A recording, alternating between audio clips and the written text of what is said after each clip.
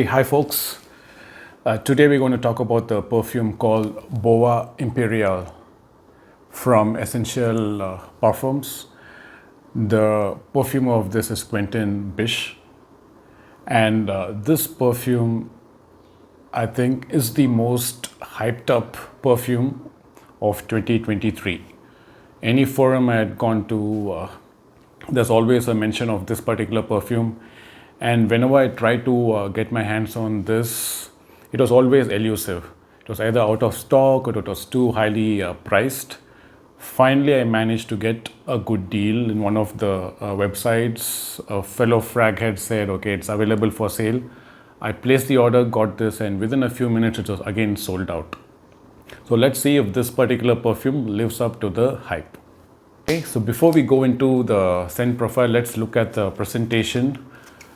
This particular perfume comes in a very different presentation. I haven't seen this kind of presentation in any other perfume before. So it's made up of a bunch of, the outer cover is made up of a bunch of cardboard boards, and the perfume sits inside this, and it's held together by a ribbon. Very simple, elegant, and it also feels natural or eco-friendly because they're using recycled paper, I guess, on this. But yeah, different presentation. I like this. It's something different from the regular boxes that you see. And the bottle itself looks good. It's a very simple, elegant looking bottle. Feels heavy in the hand, feels a little bit premium, and you have a nice print over here with the name, the perfumer's name as well. And the cap of this is quite good. It fits well. And I like the presentation. It's quite good. Let's look at the notes of the perfume right now. In the top notes, there's basil and there's some Timur pepper. In the heart, we have akigala wood. And in the base, we have vetiver and patchouli and a little bit of ambroxan as well.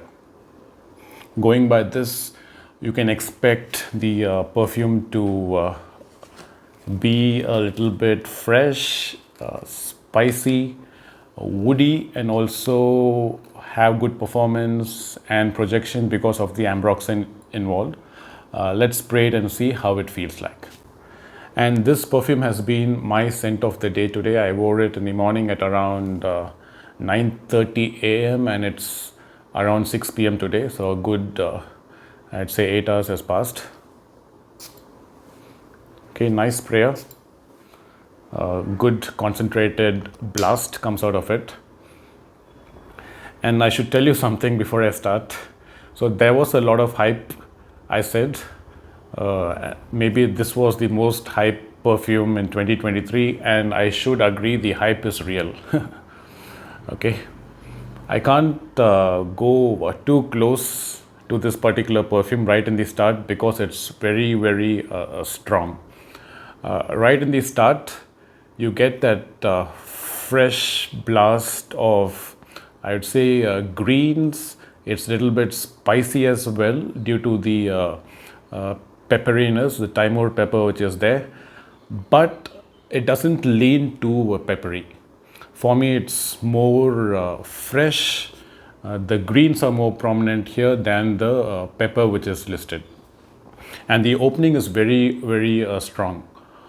Honestly, I'm not a very big fan of the opening because when I tried it out first, I felt it was too strong. I went 2 sprays on my neck and I was getting a little bit of a headache because the smell was too strong and also overpowering. Then I realized that the better way to spray this is not too close to yourself, a little bit away from your nose, and go a little bit mild on the sprays, and then you start enjoying the perfume a little, much better. Nice smell, I would say. Rather than the up-close smell that I get from this, I like it more in the air. So when I spray it away from my body and when I move around and I get that aroma of that perfume in the air, then I actually like this perfume really, really well. It's very beautiful. It's uplifting. It's fresh as well. It's green. It's got woodsy notes as well, and also it's slightly earthy as well. So unique in a way. I'll come to that uniqueness again a little bit later.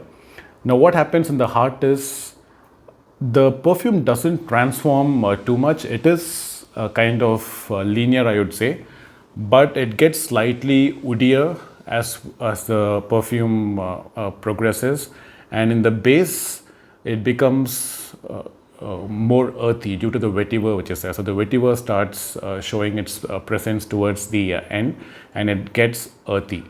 And to me, the mid and the dry down is the best part of the perfume for me personally. As a wearer, when you smell it, I feel that the mid and the dry down is what I enjoy the most. Now coming to the uniqueness, it is unique, but there's another perfume which is all to which it's also very similar, and that is Ganymede. Ganymede by Marc Antoine Barrault, if I'm not mistaken. Again, the same perfumer, Quentin Bisch. This smells a little bit, not a little bit, I would say around 60% similar to Ganymede. The profile is the same. In the air, it smells the same, especially when you spray it initially, you get that Ganymede vibe which is there. But as the perfume progresses, that changes. There are differences between Ganymede and Bois Imperial. Ganymede, I feel, is more metallic, it's more sharp, a little bit more edgy, and even maybe slightly floral. Whereas this one, I feel, is not as edgy. It is rounded up, it's more balanced, I would say, in terms of the woodiness and the earthiness. So those perfume notes tone down the overall Ganymede effect that you get, that metallic effect. So it's unique in its own way, but definitely there are similarities with Ganymede. When I sprayed it, I immediately could also picturize Ganymede as well immediately when I sprayed this. Now, the profile is very beautiful, I would say, and like I said, people around me, they seem to like it even more than me. But overall, I say beautiful perfume. It opens very fresh, bright, spicy, not too spicy, well balanced spice, and then it becomes woodsy and earthy, and it's always pushing. Now, when it comes to the performance of this particular scent, this scent is a beast, both in terms of projection and longevity. Whenever I have worn this scent, I always have gotten comments from people.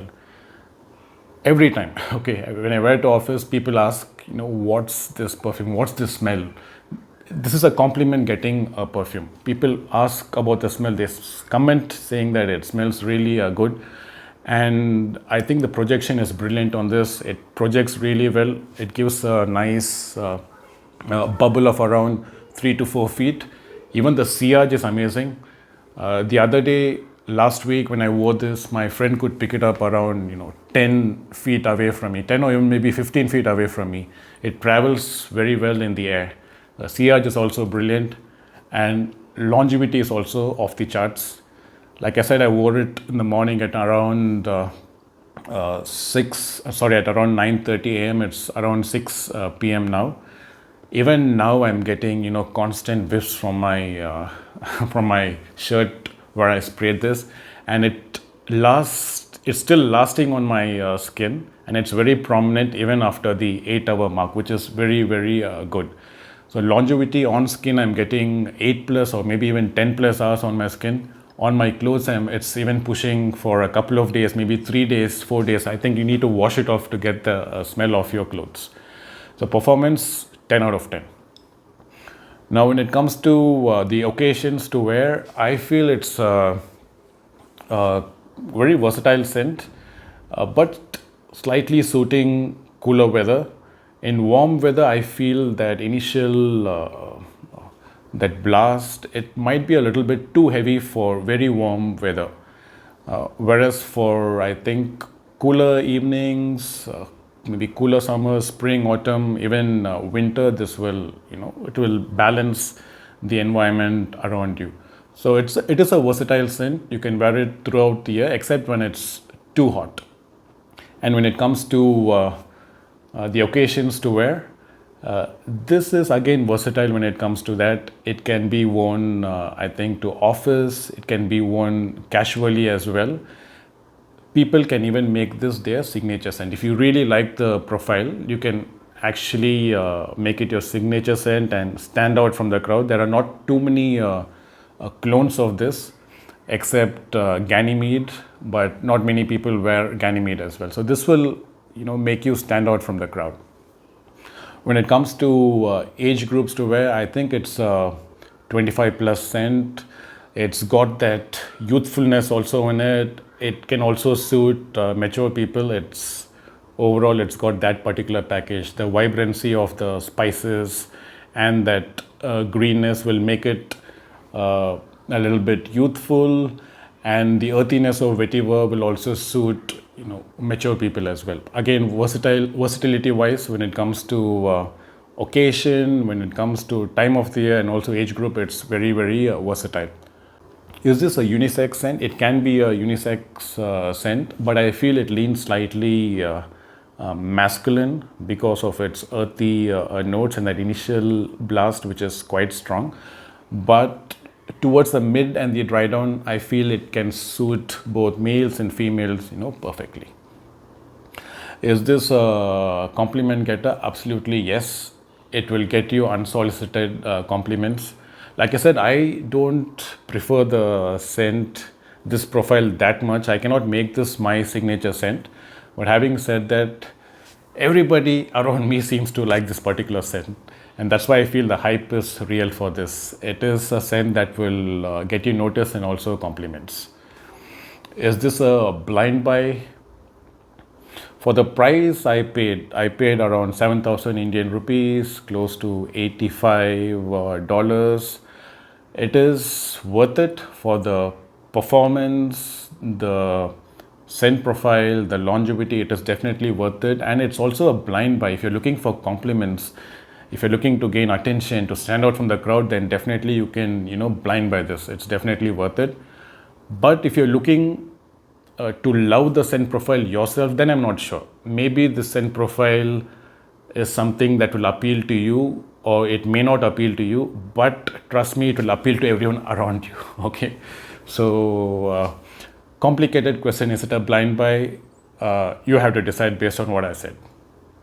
Let me know what you think about this particular fragrance. Are you getting the same performance out of this? Do drop in a comment. Please like and subscribe, and I'll see you again in the next video. Bye.